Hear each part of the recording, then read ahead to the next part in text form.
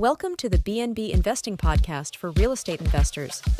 Fix and flippers and realtors exploring investment options with Airbnbs and short-term rentals through acquisition, leasing, or management to generate consistent monthly revenue. Join us for a chat with experienced and successful short-term rental investors to hear their story of how they got started and created wealth by building scalable businesses. We also explore various service providers and lenders that help make our businesses more efficient and maximize revenue in this awesome sharing economy. Welcome your host, Rich Munroe.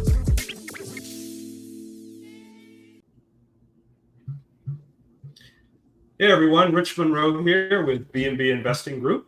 Thanks for jumping on this week. Just as a reminder, BNB Investing Group helps investors navigate the short-term rental model, whether you're managing properties, doing acquisitions, or also doing the rental arbitrage strategy. So we kind of help out with walking through different folks that had experience with different niches and kind of walk through their story, how they got started, and kind of help you guys navigate the lot of different options that are out here in the short-term rental space. And so I'm actually pretty excited to have a good friend of mine on today. It's been long overdue to have her join us. So Rashmi, thank you so much for jumping on this week. And maybe we'll get started with a little bit of just kind of how you got started with short-term rentals. Thank you so much for having me on here, Rich. Always good to chat with you.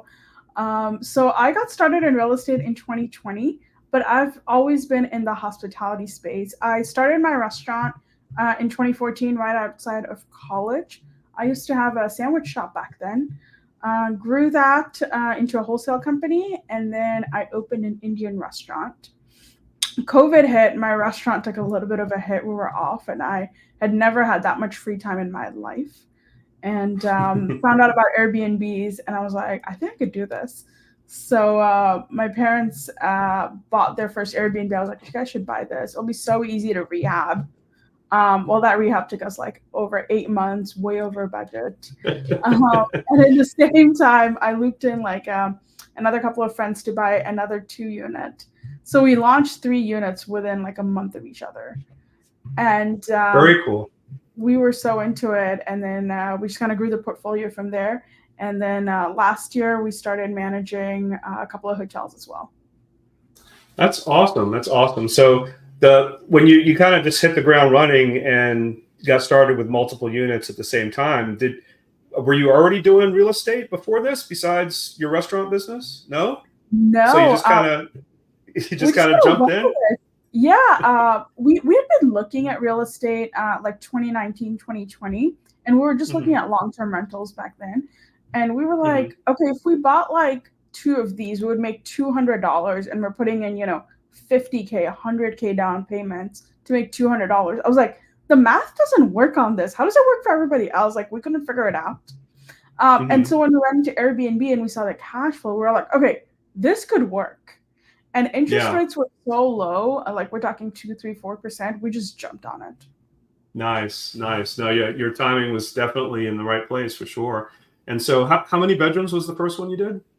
So the first one we did was actually just a 3-2, but we ended up converting it into a 4-4 and added, so we renovated the whole garage to add a game room, bathrooms. We added 2 bathrooms. And I thought it would be like so easy. I was like, what could possibly go wrong when you're renovating a property? Well, everything that could go wrong, of course. Yeah, that's normal. I've done many rehabs, and there's always something that you never expect that comes up, unfortunately. So exactly. Yeah. So when you got that first one set up, what was the monthly debt on it compared to how much revenue you were making?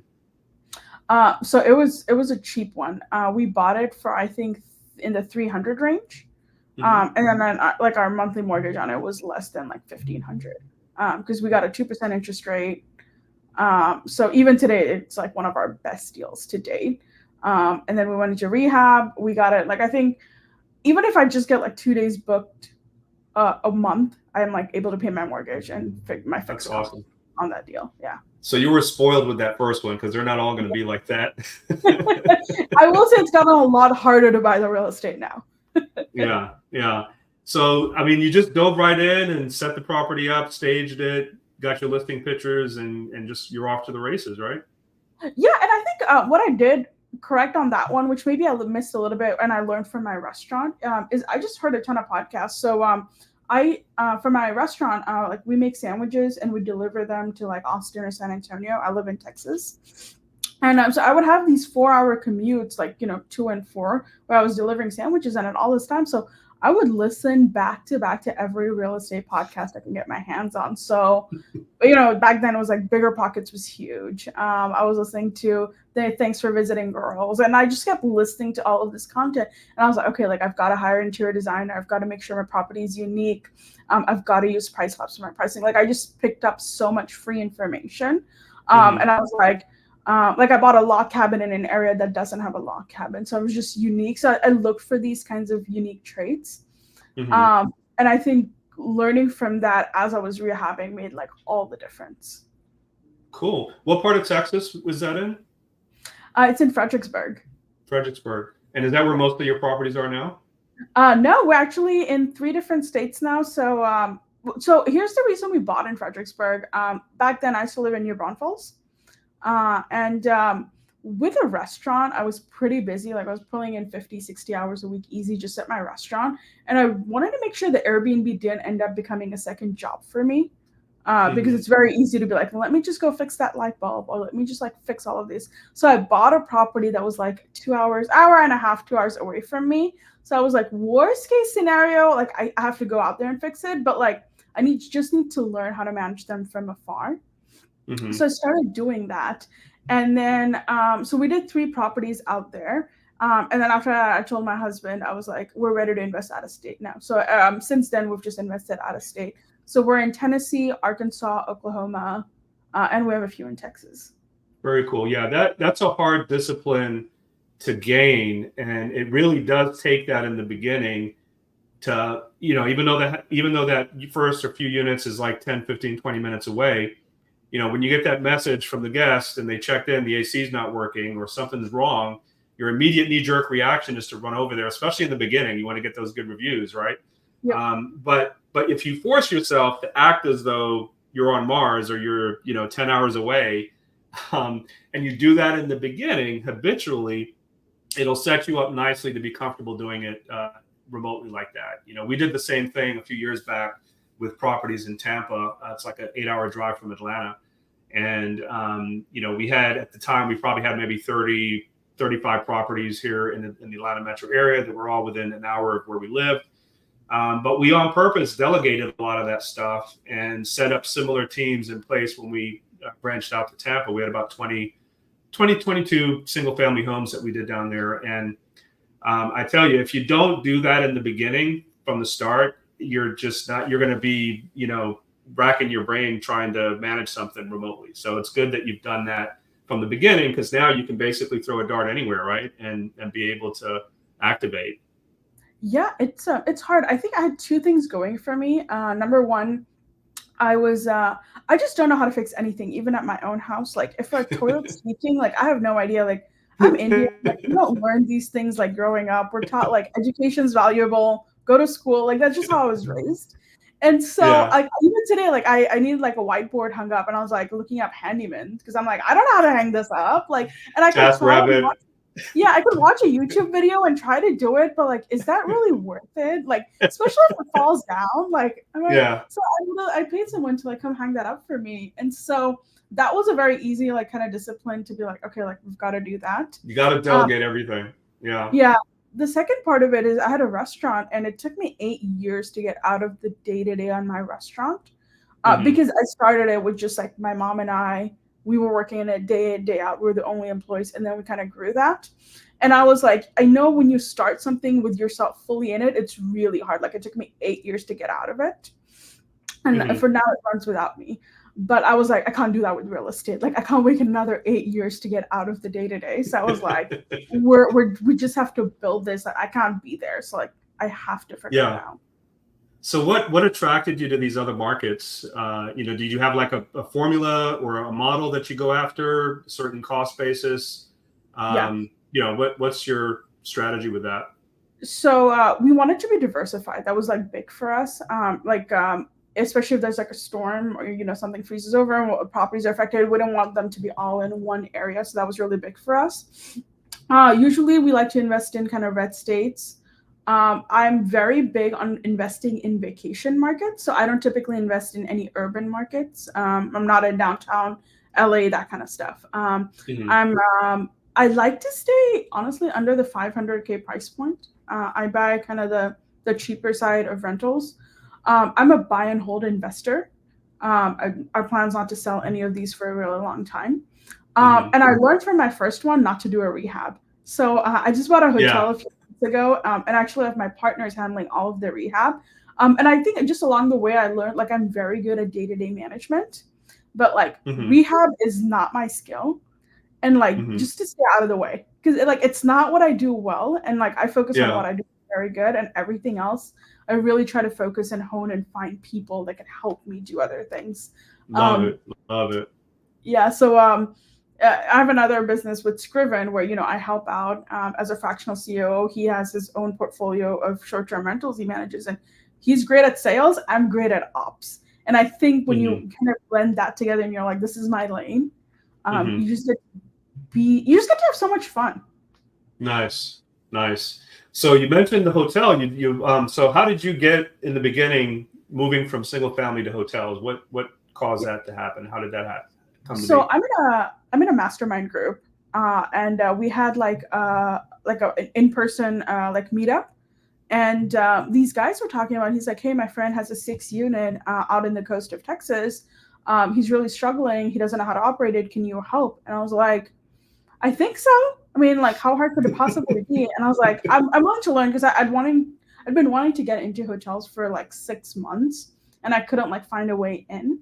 And I've been looking at deals left, right, upside down, and like none of the deals I was looking at were working. And so I picked that one up, and then I went to a conference, and I just happened to mention to someone that like, hey, like I'm helping this hotel. We got them from like 0 to like 90% occupancy. Here's what we did. And they were like, oh, you manage hotels? And I was like, I wouldn't go that far, but I mean, and they were like, well, I have 2. Could you help me? And I was like, sure. So we put those up. And then that ended up getting us 2 more deals. And then my goal with the hotel management was just to find partners who could help me buy my hotel. And one of those partners approached me. They were like, hey, anytime you have a deal, like send it to me. So when I found a deal that I kind of liked, but I wasn't sure, and I was like, hey, here's what I think. And they were like, this is an awesome deal. Let's just go in and buy it together. Very cool. And that got me kind of into the hotels. And so are you kind of layering in a different mindset? I've always struggled with, I mean, obviously Airbnb is the whole home sharing concept, and, people like Airbnb for certain reasons. They dislike it for other reasons too, but it's so much different from the hotel experience for all the things that we know about. So how do you kind of adopt the short-term rental mentality with the hotel business? And essentially, I guess you're kind of converting these into boutique hotels, right? Yeah. So it is very different. You're absolutely right. The biggest difference I found is the phone rings all the time. Like people will call you for anything and everything, which is like just not what happens in like the Airbnb world. We'll have days where like in the morning I'll check the calendar and it's literally like 0% for tonight book. Like we have all rooms that are empty, and I check at 4 p.m. and we're at 60% occupancy. Like it is wild. And you're like, how is this happening? What I really like about the hotels is I think there's just a lot of room for technology and like the level of hosting we provide on short-term rentals to be just transferred over to hotels. So again, the hotels we manage are, regional little deals. These guys have had them for 30 years. They haven't put any money into it. So when we get them, they're like roadside, dirty, and we go in and do a full top to bottom rehab, putting a new life into this. And I don't know about you, Rich, but like I don't like going to a hotel and like waiting at the front desk. Like I'm like, there has got to be a better way to like live in general. Yeah. So right. we put in the automatic door locks. You sign your rental agreement online. We usually have a manager that's 10-minute driving distance. So like if you need something, like we have people, but if not, most people are happy to like go to like the game room and grab towels. Yeah. People want to be left alone for the most part. Yeah. And just rewriting the rules of hospitality, I think, is big. Now, I think there's a huge market to have on-site team members. If you have like a boutique hotel that has like a restaurant and bar and you're doing that whole, for us, a Right. lot of it is we're like catering to the transient traveler. They're there for a couple of days. They want to be left alone. They want a nice, clean room. And a bunch of our areas are in these kind of seasonal markets. And so in like the winter, right, a lot of these hotels are closed. Well, we can be open because we don't have any staff, right? Like, Right. and so we're open and guests love us because they're like, oh, like we have a great place to stay. Because there are people like there's construction workers and traveling nurses. Like there's a whole sector of people I think that don't get catered to. And I Right. think people like the one-off experience. Like I personally don't love staying at like a Marriott or a Hilton every time I'm somewhere. Like I want to support local businesses. Yeah. And then we build great relationships with like the Chamber of Commerce. We're very active. We'll do fun things like host yoga night, and we'll let them use our parking lot to do things. And so really being part of the community and pushing that needle forward and getting rid, like we've called the cops when we've thought something is not above board. And I think the community really likes that, hey, like we're holding ourselves accountable to a higher standard. Got it. And so what are your marketing efforts like? Are you strictly on different OTA platforms? Are you getting walk-in traffic, or is there a combination? Yeah, so we do get walk-in traffic, and we do have to tell them, hey, we're cashless, so you have to reserve online. I think we lose out on a little bit on business on that, but it's so minor and it's worth it. So mostly we're on OTAs. We are testing out social media. It's not been great so far. I don't know if that's the avenue most people take. I know when I go to book a hotel, I just look on like what's on booking.com, pull up the hotel's name, and then find the direct booking website and book it. That's how I personally do it. And so we just made sure we had a great website. It converts well. And we're just on OTAs. We are looking to start like newsletter marketing, doing kind of more ground level efforts. But so far we've been booked with all of the OTAs, and a lot of people, like we run close to 60 to 70% direct book, just because we have a good and I think it's very typical for hotels to run that high on direct book. But that comes up with its own set of issues because you get way more chargebacks. So then we've had to tighten up a lot of our processes there. So are you tapping into like the hotels.com, Expedia, booking.com, kind of more so those than Airbnb? Are you also on Airbnb as well, or not really? Yeah, we're on Airbnb, we're on Vrbo, Okay. and we literally just say like, hey, we're a hotel room. Some of our units have fully built-in kitchens. So those are like perfect to be like, and then, we have unique properties. So some of our hotels have, like they have hotel rooms, but they also have like, 5 cabins on them. And so Nice. like we'll put the whole inventory on everything. Like anything that will list us, we're there, I think, at this point. Got it. And so we've had to get really good at booking.com because like again, it's not that big on short-term rentals, but it is very big on the hotel side.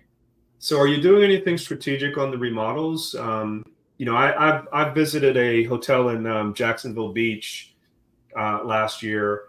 I was actually on my way down to a conference in Miami, a short-term rental conference, and it was a hotel that was originally built like in the 40s and 50s, 2 stories, probably around 30 units, and the owner got involved with a management company similar to yours that does short-term rentals, and they came in and basically cut holes in the floor and basically combined 2 separate units into an upstairs and a downstairs with like a spiral stairs.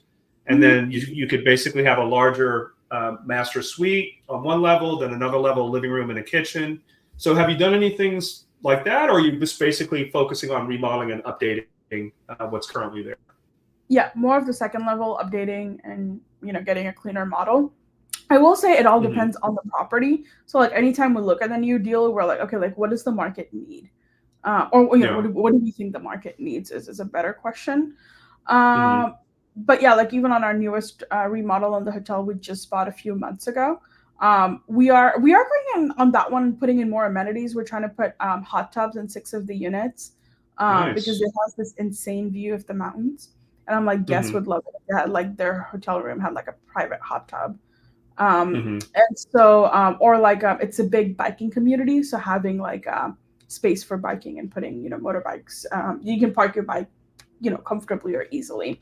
It's in it's skiing's popular in that area, so we were like, should we have heated floors? Like that was a discussion. I think we ended up saying no, but just like thinking through, one of the mistakes one of my other owners made is they only put in queen beds, and I was like, no, like we got to have a few king beds, we got to have a few queens, making sure the 2 queen beds are targeted towards like parents and kids, so like families, whereas the king ones are targeted more towards couples. That makes sense. And so this recent acquisition, how many units was it and where is it again? Yeah, so it's in North Carolina. It's near Asheville, and it's an 18 unit. Yeah, except we found units. Like 2 extra doors, so it might be 20. So what we're still getting through. That's a good thing to find. Add 2 more doors to the mix. Yeah. So for those of us that have been more familiar with single family acquisitions, walk us through that transaction. How does that come to be? How did you find it? How are you financing it? Just kind of give us some high level, if you don't mind, on insight to that. So I am a very lazy investor. I found every single deal I've bought has been listed on the market. Like it was on Zillow. I know everyone else does this fancy stuff like wholesaling and all of that. That's awesome. I just don't know anything about it. And like I said, finding properties is fine, but like financing rehab is like not my area of specialty. I'm so much more on day-to-day management. So I just look at what's on the market and I'm like, oh, like this looks, so this deal came on the market. It's funny. It came on the market a week before I was set to fly out on my 3-week Europe trip. So it drops on the market. And I sent it to my partners just as like a random thought. I was like, hey, this deal seems to have potential. And I have a pretty high target for like what I consider a deal I'll even look at. Usually it takes me about 10 seconds to figure out if a deal is going to work or not. Usually 99.99% of the times, most deals don't work for me. I'm a very conservative investor. And so I want like minimum 20% cash on cash. Like, is the revenue going to be good? How much rehab? Like ideally minimal rehab, like all that kind of stuff. Right. So mostly I never find anything, which is fine. Like I'm very comfortable with that. Even if I make 1 or 2 acquisitions every year, I'm good. I also am very patient. So November of 21, I bought my property and I didn't buy any other properties until October of 23. It took me like 2 years to find anything. Wow. And I'm okay just like chilling on the sidelines still then. Like I'm, this is not like, I'm not like, I got to buy something. Like, I'm like, if the opportunity is right, I'm going to find a good product and then we'll go in. If not, let's just breathe. So I sent it to him when, well, my partner just like booked tickets, flew out to see it. And I'm literally boarding the plane to go to London. And he's like, hey, I put the deal under contract. And nice. I was like, right? And he's like, I liked it. Like we just went for it. And so we did private money on that one. We're going to rehab it. And then we're probably going to refi out of the whole deal. And then both of us are pretty clear that it's a buy and hold investment for us. We want to leave it for our kids. So we're making sure the rehab, we're not cutting corners. Like we want this to last another, solid 30 to 50 years.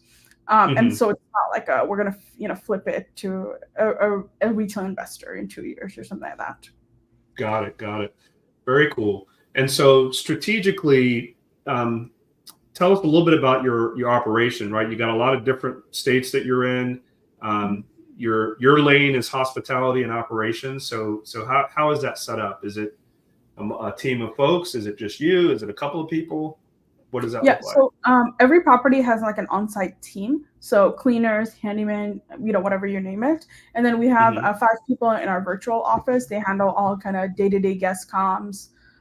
They handle, we have 24/7 coverage. You call us at 2 a.m. There's going to be someone to pick up the phone. And then there's kind of me that goes in and basically messes everything up. Where I'm and I'm sure you feel the same way, Rich. I feel like anytime I step in, people are like, get out of the way. And I kind of do I actually spend a lot of my time reading and seeing what's happening in the market and going like, how can we improve our business, right? So Hmm. hospitality wise, how can I provide my guests with a better experience? How can I make sure my listing looks really good? Like fall is coming up in a lot of our markets. So I have a graphic designer on my team, and I had her just design some really fun graphics that are like, hey, like fall is coming. And we're having a fall sale right now. And I think being the kind of host that's on top, and that's like such an easy thing to do, but just being Hmm. like, I care enough about my guests, and it's not a listing that's just been here for 4 years, Right. um, and going in and making it fun. I think people really appreciate that. We try to do some kind of upgrades into each of the homes every year or so, whether it's adding in nicer amenities, whether it's just making sure we're updating. Like we have games or game rooms in most of our properties. Hmm. So things like the pool table always seems to have missing pool sticks and ping pong. Just little things like that. Right. Um, Yeah. You have to kind of and refresh then it.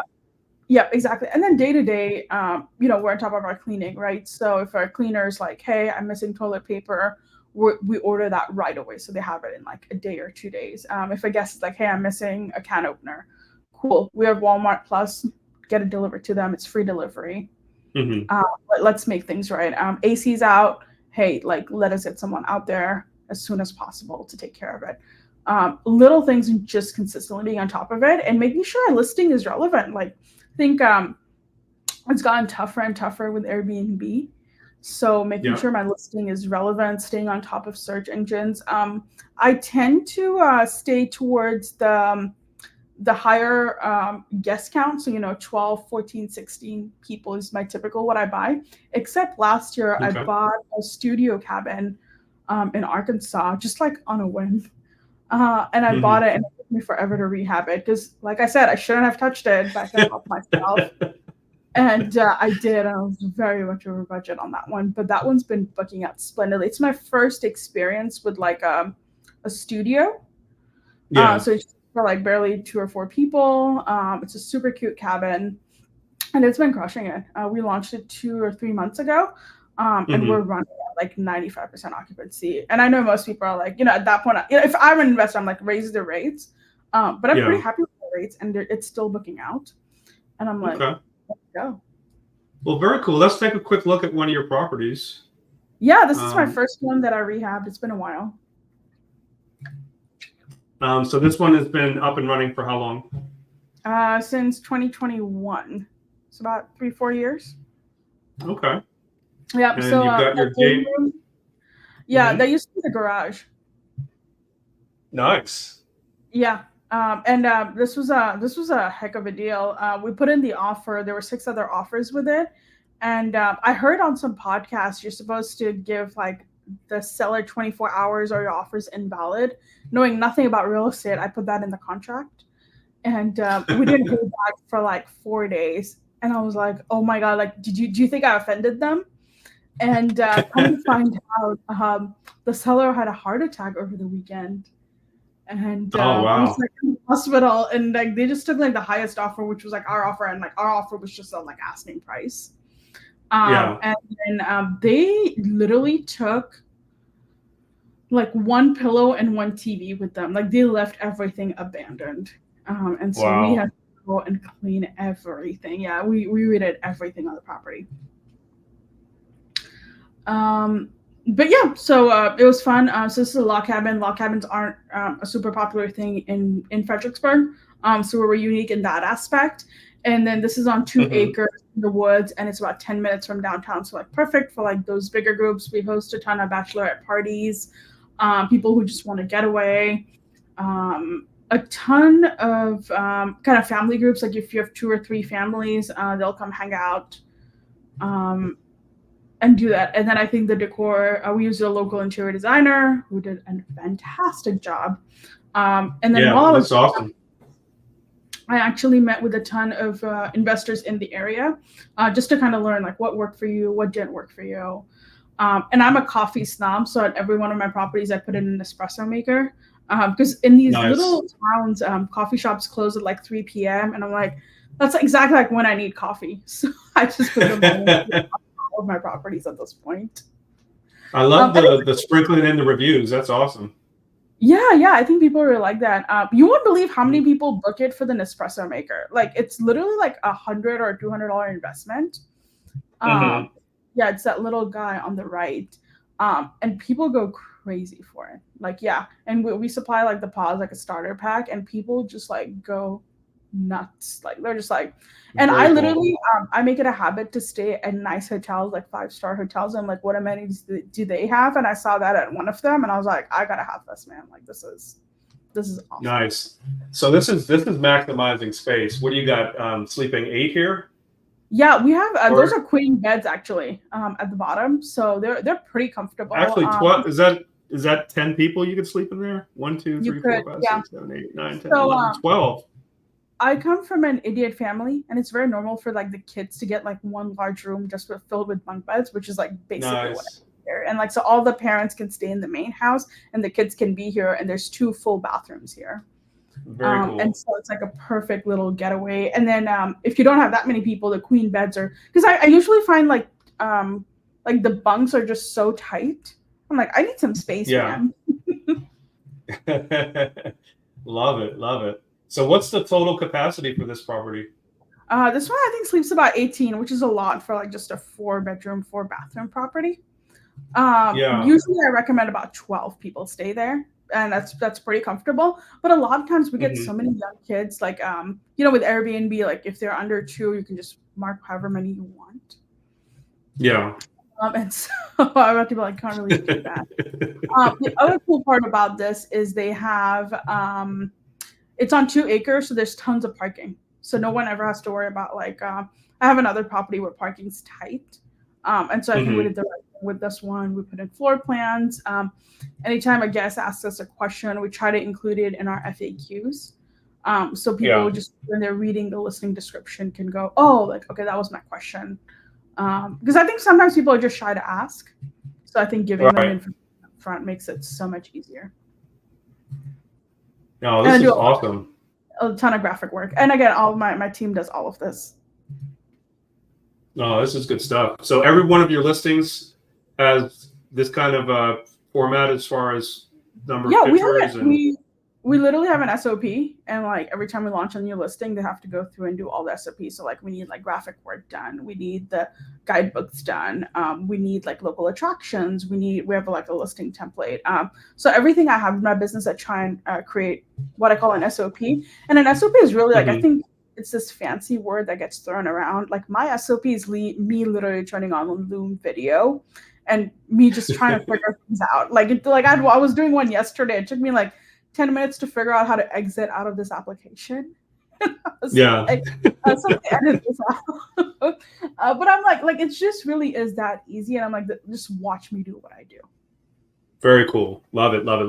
So what is on the horizon for Stay in Texas? What's next for you guys? What do you have in the future? I'm looking to buy more boutique hotels, especially near national parks. I like to stay under the 30 unit count. So if anybody has any deals, like please reach out to me. And then the other part of that is I'm looking to manage more units. So we do 24/7 management. We get you listed on all the OTAs. We handle everything top to bottom when we take on hotel management. A lot of the bigger management companies won't take on deals less than like 50 units because they have to be able to justify putting in an on-site manager. Well, we don't have that because we're so small and we're virtual. So I'd love to get more management deals. If anyone has, we use a complete separate PMS. I don't think we touched on that than we do for STRs.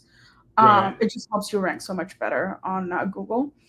And so if anyone has any questions looking to get into boutique hotels, has a boutique hotel they bought, or they bought, 20 cabins and they're like, this will be so easy. And now they're like, oh my gosh, reach out. I'd love to help. What's the best way to reach out? Instagram, Facebook? What's your preference? Yeah, Facebook is easiest for me. I'm literally at this link for Rashmi Baht official. You can find me on most social media platforms. I'm also a big foodie, so if you guys want to talk about food, let's go.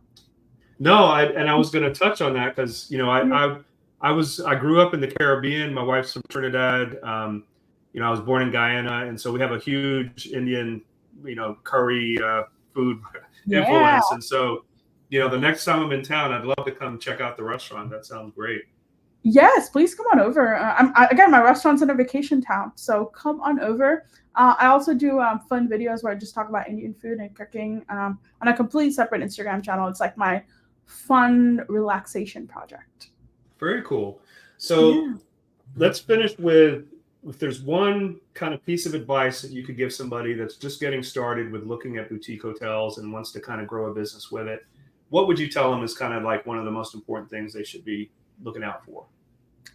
Consume as much content as you can. There's so much free stuff, including what you're doing right now, Rich, and reach out to these people. It took me 3.5 years to invest in any kind of coaching. And I did invest in coaching last year at the beginning in January of 23. And it took me from 6 units to 50 STR units under management. And then it got me 5 hotels to manage. Like one awesome. year, like outgrew all of my 3 years of just me like consuming free content. Right. So by all means, like start with the free content. But I think a lot of people are like, oh, like coaching is so expensive. And like it is, I won't disagree with that. But Right. I think it just pays you in so many dividends. And you get to get out of like the day-to-day. And it just like skyrocketed my growth. Now the difference in the coaching was me. Like I was like, oh, I was always had it, but like to have somebody just guide you and show you like this is the next level. I think was awesome. It's exactly what you're doing. If you guys are looking to, I mean, Rich, you're such an expert at rehabbing and finding these properties, and getting coaching through you would be awesome. Like it's something we've talked about. But I think that investment was the big differentiator for me. Yeah, no, well, thanks so much, Rashmi, for joining us this week. And thanks everybody for checking us out. Like I said, I'll put Rashmi's Facebook info in the comments below if anybody wants to reach out. And then, as always, you can reach out to me on Facebook Messenger as well. If, like Rashmi mentioned, if you want to learn how to kind of grow a scalable business and you need some help with that, we can have a quick call and see if the B&B investing program is a good fit for you or not. But Rashmi, thanks again so much. It's been great doing a deep dive. I love doing these because I've known you for many, many years, and there's a lot of stuff that I learned today that we haven't really touched on. So this has been really awesome. Thanks so much for coming on. Thank you. Appreciate it. All right. Thanks, everybody. Take care. Thanks for jumping on the B&B Investing Podcast this week. Please click on the subscribe and like button below. For more trainings, property tours, and content, you can join my B&B Investing Facebook group by clicking below. If you are ready to grow your short-term rental portfolio and maximize your monthly income, you can click on the link below to schedule a quick strategy call with Rich or someone from his team to see how we can help or point you in the right direction. Stay tuned for our next episode and hope to see you on the B&B Investing Group podcast.